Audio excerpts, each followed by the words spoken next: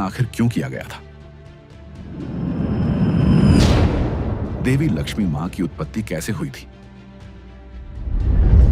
जब समुद्र से विष निकला तो शिवजी ने उसे क्यों पिया? और वे नीलकंठ कैसे बने? हम दीपावली में धनत्रयोदशी के दिन किस देवता की आराधना करते हैं? अब वक्त है जानने का दीपावली की असली कहानी, समुद्र मंथन का रहस्य और वह क्षण जब क्षीर सागर से प्रकट हुई लक्ष्मी माता।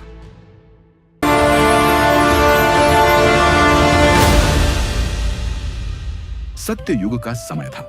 एक दिन आर्ष दुर्वासा, जो अपने गहन ध्यान, तपस्या और अद्भुत तेज के लिए प्रसिद्ध थे, वैकुंठ लोक पहुंचे भगवान विष्णु के दर्शन करने। भगवान विष्णु ने प्रसन्न होकर उन्हें एक दिव्य पुष्पमाला भेंट की और वह माला लेकर स्वर्गलोक की ओर चले गए। वहां उन्होंने इंद्रदेव को देखा, राजसी वैभव और अभिमान में डूबे हुए। दक्ष दुर्वासा ने वह दिव्य माला इंद्रदेव को दी, कहते हुए, इसे आदर पूर्वक स्वीकार करो, यह परम पवित्रता और आशीर्वाद का प्रतीक है। परंतु इंद्रदेव ने अहंकारवश वह माला अपने हाथी ऐरावत के माथे पर रख दी। हाथी ने उस माला को सूंघकर नीचे फेंक दिया और पैरों तले कुचल डाला। यह देख आशी दुर्वासा का क्रोध भड़क उठा। उन्होंने कहा, हे इंद्र, तूने गर्व में आकर इस दिव्य वस्तु का अपमान किया है। अब तेरा वैभव, तेरा तेज और स्वर्ग की समृद्धि तुझसे छिन जाएगी। ऋषि के श्राप से इंद्र का तेज नष्ट हो गया, देवताओं की शक्ति क्षीण हो गई और धीरे धीरे स्वर्गलोक का वैभव लुप्त हो गया। असुरों ने स्वर्ग पर अधिकार कर लिया और देवता दुर्बल व निराश होकर पृथ्वी पर भटकने लगे। आखिरकार देवता भगवान विष्णु के पास पहुंचे और बोले, हे प्रभु, हमारी शक्तियां लौटाने का उपाय बताइए। तब भगवान विष्णु ने कहा, यदि तुम्हें अपनी शक्ति, तेज और अमृतत्व चाहिए तो तुम्हें क्षीर सागर में बसे हुए समुद्र को मथना होगा। उस मंथन से निकलेगा अमृत जो तुम्हें फिर से शक्तिशाली बनाएगा। मंदराचल पर्वत को मंथन दंड बनाया गया और वासुकी नाग को रस्सी। देवता उसकी पूंछ थामे पूर्व दिशा में खड़े हुए और असुर उसके फन पकड़कर पश्चिम दिशा में। मंदराचल पर्वत घूमने लगा। उसकी गति इतनी प्रचंड थी कि जल और अग्नि का संगम होने लगा। परंतु कुछ ही क्षणों में वह पर्वत अपने भार से सागर की गहराइयों में धंसने लगा। देवताओं की दृष्टि आकाश की ओर उठी। वे मौन प्रार्थना कर रहे थे। उनकी आंखों में भय नहीं, आस्था की पुकार थी। हे अनंत, अब केवल आप ही सहारा हो। उसी क्षण सागर की लहरें थम गईं। अंधकार के बीच एक दिव्य तेज प्रकट हुआ, मानो समुद्र का हृदय स्वयं आलोकित हो उठा हो। लहरों के भीतर से एक विशाल कछुए का रूप उभरा। वह था भगवान विष्णु का कूर्म अवतार। वह धीरे धीरे आगे बढ़ा और अपने पीठ पर मंदराचल पर्वत को स्थिर कर लिया। मंदराचल अब स्थिर था। देवता और असुर दोनों अपने अपने स्थानों पर खड़े शक्तियों का संपूर्ण बल लगाकर क्षीर सागर का मंथन करने लगे।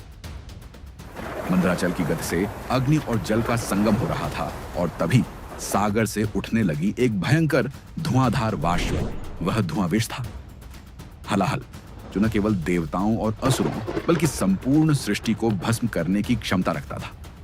वायु भी विषाक्त हो उठी। सांस लेना कठिन था। अस्तित्व थर्रा रहा था। युगों का संतुलन टूटने को था। देवताओं ने एक स्वर में पुकार की, हे महादेव, आप ही संहारक हैं, आप ही रक्षक। अब सृष्टि की रक्षा केवल आप ही कर सकते हैं। आकाश में गूंज उठा, हर हर महादेव, और प्रकट हुए महादेव शिव। महादेव ने अपने करों से वह विष उठाया और बिना विलंब उसे पी लिया। वह विष उनके कंठ में ठहर गया। न उन्होंने उसे निगला न उगला। कंठ नीलवर्ण हो उठा। इस प्रकार महादेव नीलकंठ कहलाए। देवता और असुर पुनः अपने अपने स्थानों पर खड़े हुए। वासुकी नाग की फुफकारें गूंजने लगी और मंदराचल पर्वत फिर गति करने लगा। धीरे धीरे सागर के गर्भ से दिव्य रत्नों का जन्म होने लगा। कामधेनु, उच्चैःश्रवा, ऐरावत, कौस्तुभ मणि, कल्प वृक्ष, अप्सराएं, हर एक सृष्टि के किसी तत्व का प्रतीक था। देवता प्रसन्न थे, परंतु सागर का रहस्य अभी अधूरा था। तभी सागर की लहरें सुनहरी हो उठी। आकाश में वीणा की मधुर ध्वनि गूंजने लगी और क्षीर सागर के हृदय में एक दिव्य कमल खिला।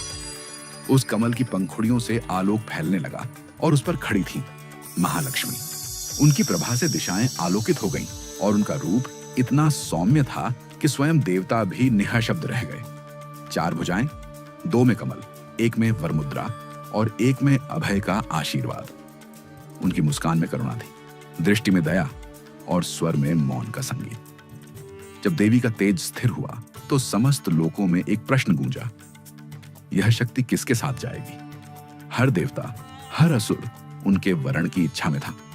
इंद्र ने अपना स्वर्ग दिखाया, कुबेर ने अपने खजाने, वरुण ने अपने जल का साम्राज्य प्रस्तुत किया, पर देवी मौन रही। उन्होंने सभी की ओर देखा, कहीं अहंकार, कहीं अस्थिरता, कहीं भोग की लालसा दिखाई दी। तभी उनकी दृष्टि विष्णु पर पड़ी। विष्णु शांत थे, उनकी आंखों में करुणा, मुख पर स्थिरता और हृदय में धर्म का संतुलन था।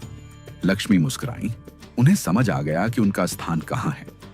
उन्होंने धीरे से वह कमल माला उठाई और भगवान विष्णु के गले में डाल दी। सागर में एक प्रकाश लहर उठी, स्वर्ग में शंखनाद हुआ और पृथ्वी पर पुष्प वृष्टि होने लगी।